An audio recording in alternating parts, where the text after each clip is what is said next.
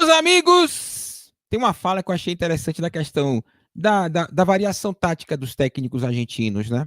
E aí eu queria colocar o nosso querido Corbacho nessa situação, entendedor do futebol sul-americano.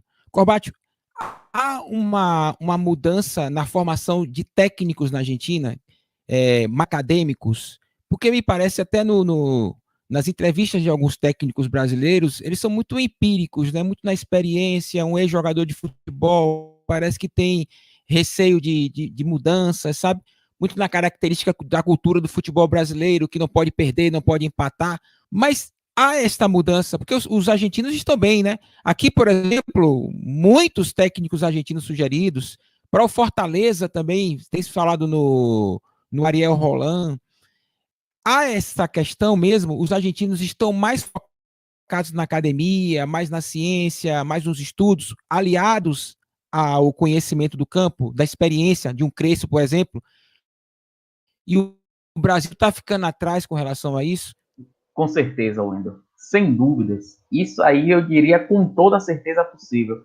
Hoje, a ATFA, né, que é a Escola de Treinadores do Futebol Argentino, é, gera e muitos e muitos técnicos, e não só argentinos, né, não só argentinos, inclusive treinadores brasileiros passaram pela ATFA, foram para a ATFA para fazer requalificação, para buscar se requalificar.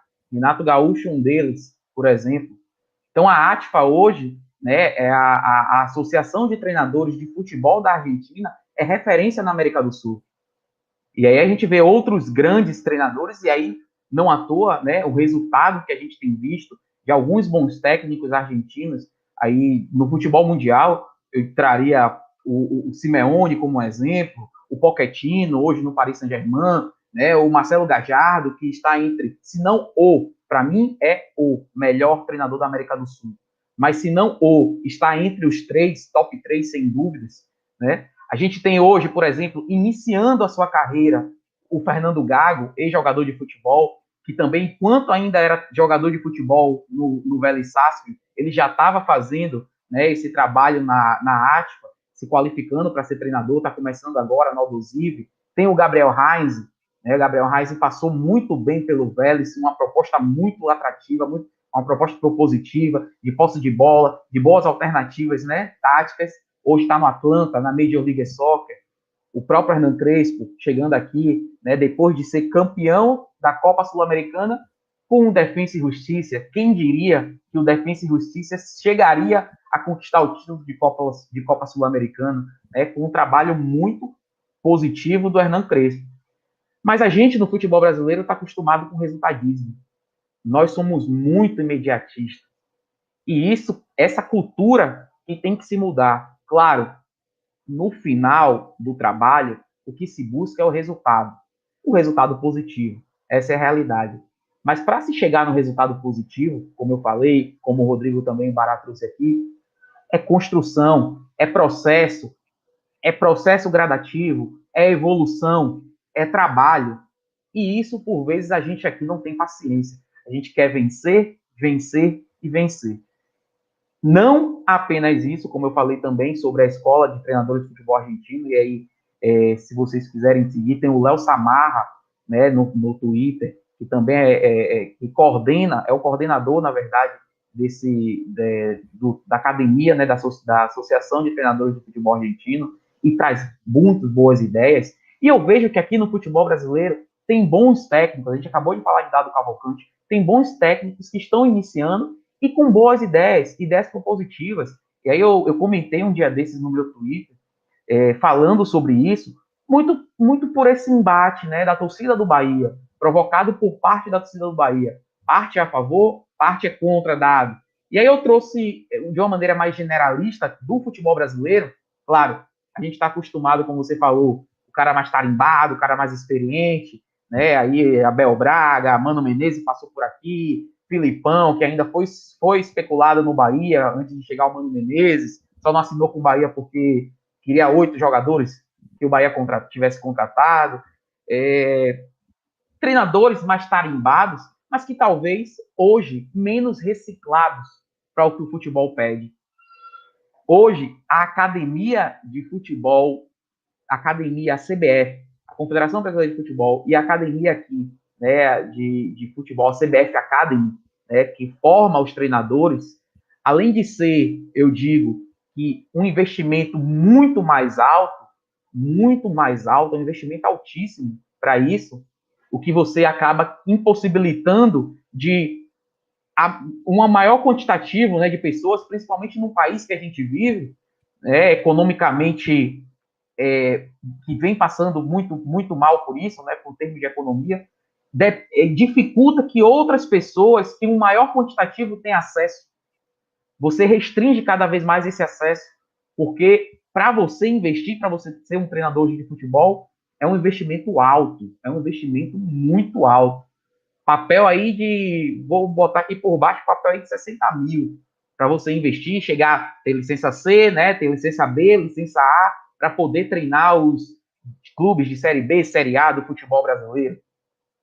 Além do que eu falei, né, além da precariedade na base, na formação que eu vejo aqui do futebol brasileiro, tem essa questão de investimento, que acaba também impactando bastante. Por isso, muitos daqui saem daqui do Brasil e buscam a ATFA, a Academia de Treinadores do Futebol Argentino, pela formação que tem sido melhor gradativamente, sobretudo tá aí os resultados, né, como eu falei, e também pelo poderio econômico, pelo investimento de ser um pouco menor, até porque a gente está falando ali de peso, a gente está falando, né, de uma moeda também um pouco menor, menos valorizada do que o real, apesar que na Argentina se trabalha muito com dólar também, mas ainda assim é melhor você investir hoje, é mais viável você investir hoje na ATFA, na formação de treinadores do futebol argentino, do que na CBF Academy, e isso aí tem gerado esse resultado que a gente tem visto aqui nos campos.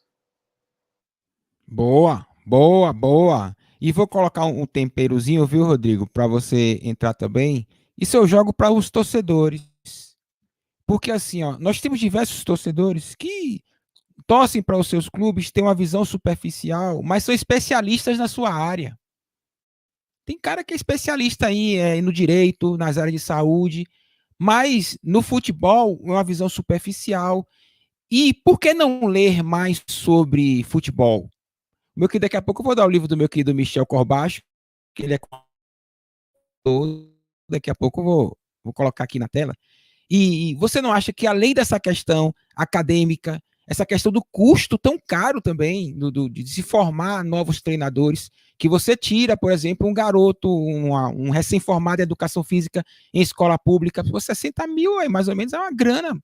Né? Escolas públicas não oferecem esse tipo de, de ensino, né? De formação de técnicos. E parte também da nossa sociedade que gosta de futebol, mas não se esmiuça da questão tática do jogo, da questão da formação, e acaba sobrando para Dado Cavalcante mesmo de técnico também, viu? Eu acho que falta mais leitura nesse negócio, sabe? Da pessoa querer se aprimorar sobre futebol para entrar num debate mais aprofundado. Eu queria que você também tecesse sobre isso. Meu caro Wendel, excelente pergunta, né? Diferencia o espaço, só um parêntese aqui, que sai justamente do trivial, e a gente entra em reflexões relevantíssimas, né? O que você falou tem tudo a ver, realmente. Enquanto o Corbacho estava falando, estava dando uma lida aqui, breve, sobre a questão dessa arte, essa escola de técnicos do futebol argentino, né? E algumas informações eu achei bem interessantes, né? Por exemplo, essa escola existe desde 1963. Então, imagine como já existe essa cultura enraizada para a formação de você pensar futebol. O que você falou foi perfeito, eu estava esses dias refletindo sobre isso. Hoje em dia, a gente tem uma grande vantagem de ter essa polarização, essa multiplicidade de espaços de reflexão sobre futebol. Aqui é um espaço, inclusive. Foge daquela mídia tradicional, foge daquela produção de conteúdo direcionada e consegue abrir um leque. E o futebol, claro que não vou falar que é uma ciência, é longe disso, mas você pode encarar também pela forma acadêmica. E me parece que de forma acadêmica os argentinos estão encarando o futebol nesse sentido, e os efeitos estão aí. Realmente se tornaram a referência de técnicos praticamente no mundo, né? E quando você vê que é uma escola de 1963, isso aí dispensa a apresentação, né? Tamanha a credibilidade. Eu não sei nem se Corbacho tem essa informação, mas o que eu estava lendo aqui, inclusive, me achei interessante, é que esse certificado de técnicos dessa escola argentina é a única que a UEFA aceita. Então, não sei como é que está a CBF Academy, eu acho que provavelmente deve estar aceitando agora, mas ele já tem uma tradição. O custo, isso que você falou, ainda foi muito bom. O custo lá, eu estava lendo aqui, é de 400 a 700 reais, né? Então, claro, tem toda a questão da moeda e por aí vai, mas me parece mais acessível, tem remotamente, são 3 anos de curso, tem matérias que eles ampliam, bem interessante, né? É uma formação bastante completa, não é só ligada ao futebol, é ligada à própria gestão de grupo, à psicologia, então, me parece que é bem interessante. Agora, quando você pensa em Brasil e você pensa também no que Corbacho falou, do custo que envolve essa, produção essa formação, né, do treinador, eu acho também, convenhamos aqui para nós, né, e a gente saindo um pouco também, avançando um pouco dessa reflexão. Me parece também um pouco de reserva de mercado, né? Lá, eles evidentemente têm uma tradição nesse sentido e eles exportam técnicos. Aqui, a gente viu que os técnicos se fecharam preocupados com essa chegada de estrangeiros. Então, me parece que esse contexto é um contexto realmente também de reserva de mercado e que cada um quer segurar a sua fatia do bolo aqui, infelizmente, né? Porque creio eu que ainda que, enfim, um ou outro perdesse a sua vaga, mas me parece que toda a categoria de técnicos tenderia a ganhar com essa qualificação no futebol brasileiro.